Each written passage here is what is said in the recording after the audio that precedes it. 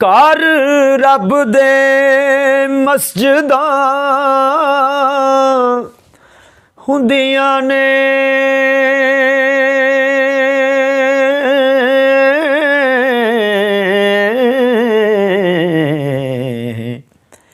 ਮੌਲਵੀ ਰਾਂਝੇ ਨੂੰ ਜਵਾਬ ਦਿੰਦਾ ਹੈ,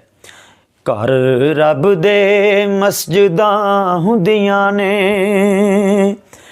ਇੱਥੇ ਗੈਰ ਸ਼ਰਾ ਨਹੀਂ ਵਾੜੀਏ ਓਏ, ਤਾਰਕ ਹੋ ਸਲਾਤ ਦਾ ਪਟੇ ਰੱਖੇ ਹੋ, ਲੱਭਾਂ ਵਾਲਿਆਂ ਮਾਰ ਪਛਾੜੀਏ ਓਏ,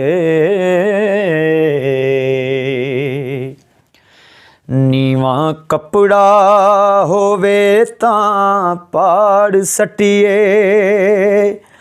ਲੱਭਾਂ ਹੋਣ ਦਰਾਜ਼ ਤੇ ਸਾੜੀਏ ਓਏ, ਜਿਹੜਾ ਖਾਏ ਹਰਾਮ ਤੇ ਝੂਠ ਬੋਲੇ ਹੋ, ਕਾਫਰ ਉਸ ਨੂੰ ਆ ਪੁਕਾਰੀਏ ਓਏ,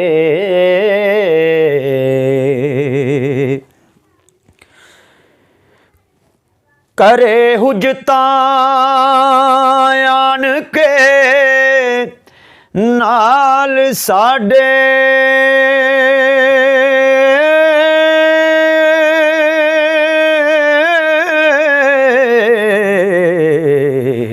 ਉਹਨੂੰ ਮਾਰ ਕੇ ਚਾ ਉਜਾੜੀਏ ਓਏ, ਕੁੱਤਾ ਅਤੇ ਫਕੀਰ ਪਲੀਤ ਹੋਵੇ ਹੋ, ਨਾਲ ਦੁਰਿਆਂ ਬਨ ਕੇ ਮਾਰੀਏ ਓਏ, ਜਿਹੜਾ ਫਿਕਾ ਦੇ ਇਲਮ ਦਾ ਨਹੀਂ ਵਾਕਫ,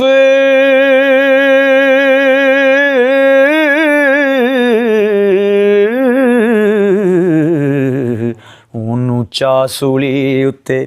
ਚਾੜੀਏ ਓਏ,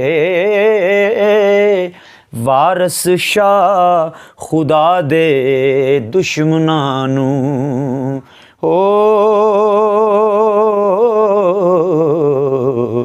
ਦੂਰੋਂ ਕੁੱਤਿਆਂ ਵਾਂਗ ਦਰਕਾਰੀਏ ਓਏ।